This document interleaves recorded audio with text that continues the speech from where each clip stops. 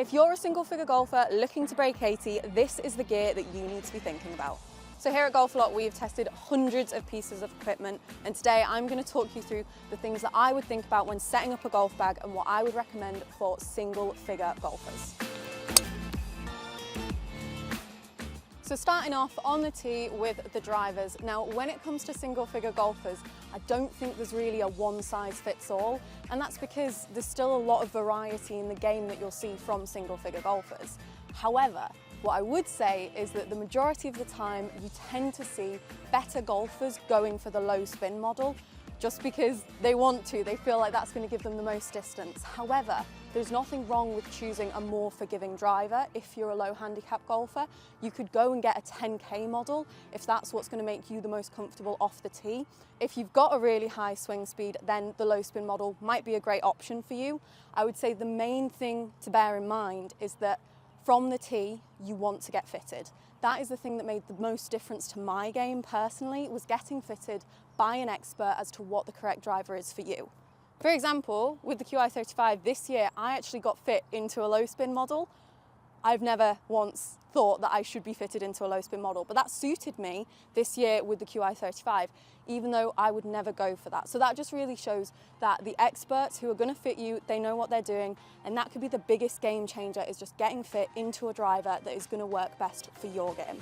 So there is quite a big debate about whether you should be using a rangefinder or a watch.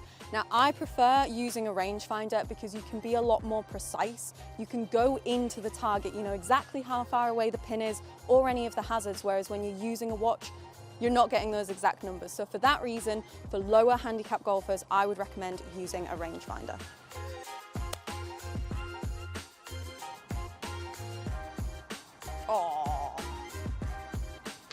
So something that has come into the market more recently is the mini driver, and there's a little bit of a discussion between, is the mini driver something that's really useful or is it more of like a bit of a gimmick?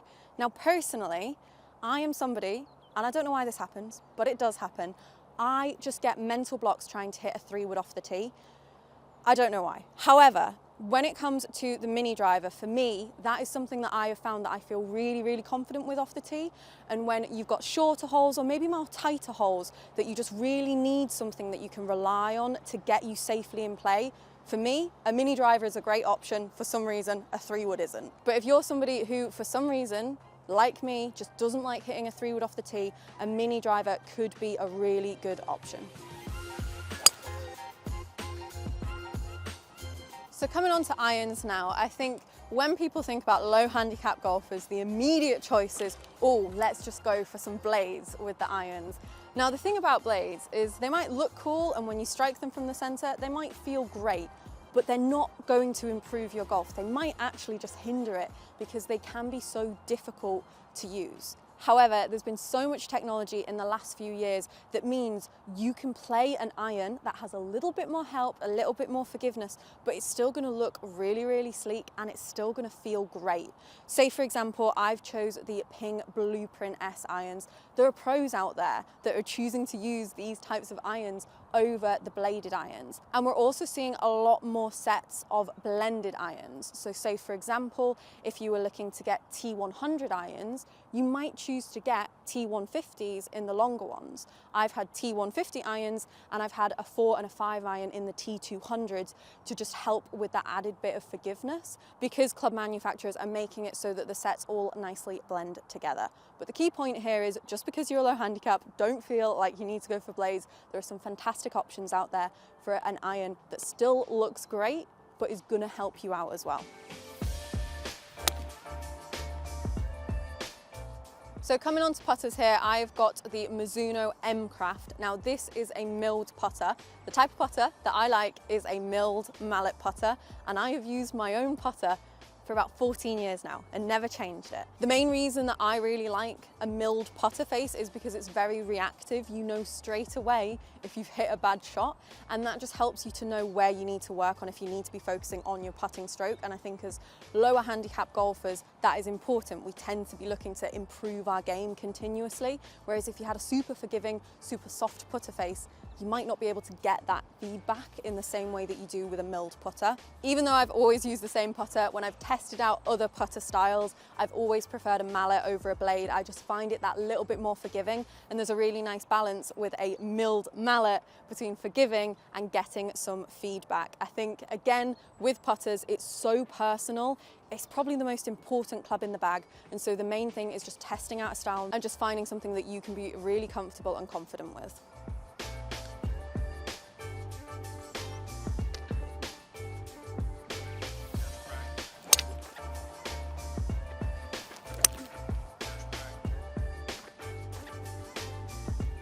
Coming on to hybrids and fairway woods. So personally, I like to have a mixture of both. I think putting a hybrid in the bag is a really strong choice because for most golfers, hybrids are just nice and reliable, and you know that they're going to get you out of trouble. If you go into maybe an area that has slightly thicker semi-rough or something like that, you can still get that out and still get really good distance from it.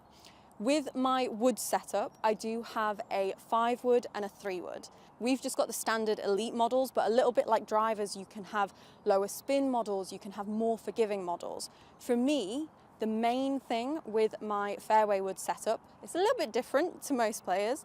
I have my 5-wood that is designed to kind of go extra high, and my 3-wood is designed to go extra low.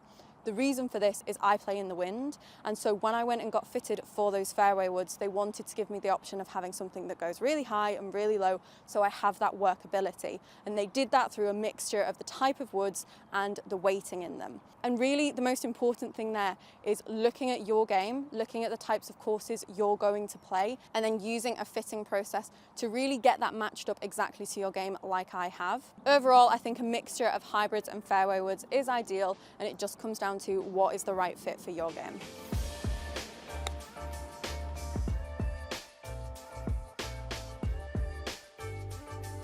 So one last option to talk about off the tee is driving irons. Now, if you're more of a higher handicap golfer, you tend not to look at the longer irons. However, something that I noticed in my own game as I got lower in handicap was it got easier and easier to hit the longer irons. So here I've got the PUGI driving iron from TaylorMade.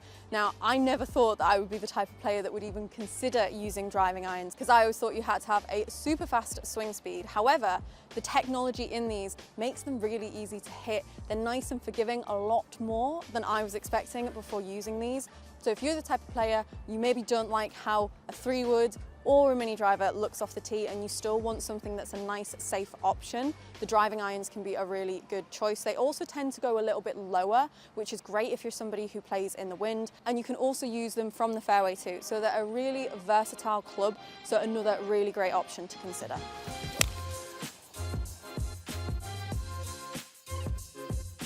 So coming on to golf ball, the one that I've been using today, maybe the more obvious choice is the Titleist Pro V1.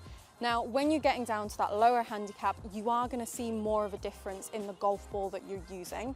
The more premium golf balls are going to perform better. And that's why you probably want to be looking into the kind of Pro V1 style market. However, Pro V1s are not the only option. What we've seen recently in the last few years is that more golf ball manufacturers are trying to move into this premium category and really directly compete with the Pro V1.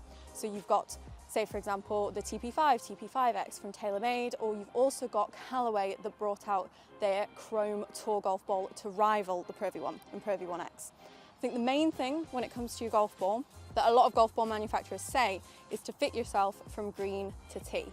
You're going to see the most difference when you're hitting shots around the green in terms of how soft it is, how much it's spinning, whether you like the feel or not when you're hitting around the greens, whereas you won't notice that quite so much off the tee. So you want to take your golf ball, test it out, really test it around the greens and then go from there. Obviously, as a lower handicap player, we'd like to hope that we're going to lose less balls per round, and so that means that you can tend to look to invest a little bit more into the premium side of golf ball and get the benefits of using them.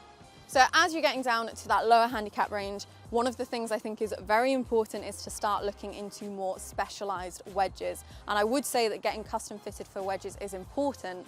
However, it can get quite expensive. If you're looking to break 80, score in the 70s, it's your short game that is going to really help with that. And so ideally, you want to have wedges that are fitted to your game. You've got the correct bounce, the correct loft.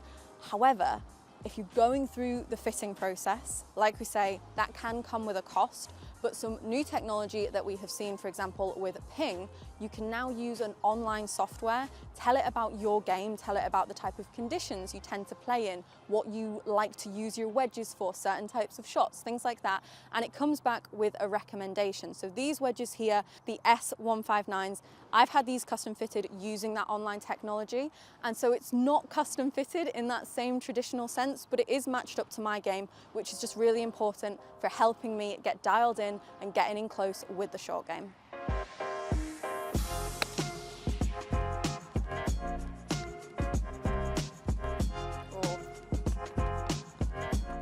I feel like a lot of this video has been me sort of saying, you know, you need to look at what fits to your game, that kind of thing. I just think that is key when it comes to picking clubs for lower handicap players. You're getting to that stage where everything is a little bit more precise. You want to get really, really dialed in. And obviously the equipment that I've talked you through really emphasizes that point. For example, off the tee, there are so many different options to consider. Just because you're a low handicap golfer doesn't mean you need to be hitting a low spin driver everywhere. You can hit a 10K driver if that is what works best for your game.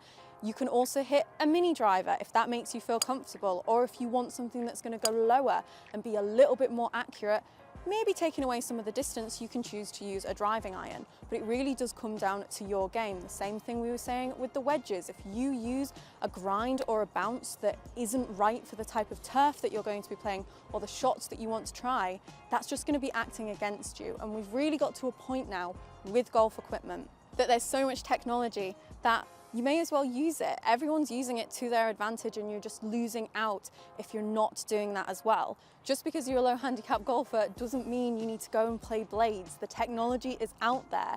There are irons there that feel great. They also perform really well, and they're super forgiving. They look great, but they're so much easier to hit than blades, which is why we don't need to get boxed into this idea of being a low handicap golfer means you need to be hitting a bladed putter, a bladed iron, the low spin model of a driver. If they suit you, that's great, but there are so many different options out there to really help you with your own specific game.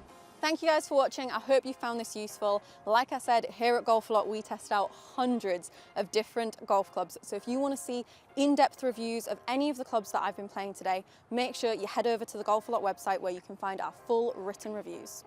Thanks for watching, and subscribe for more.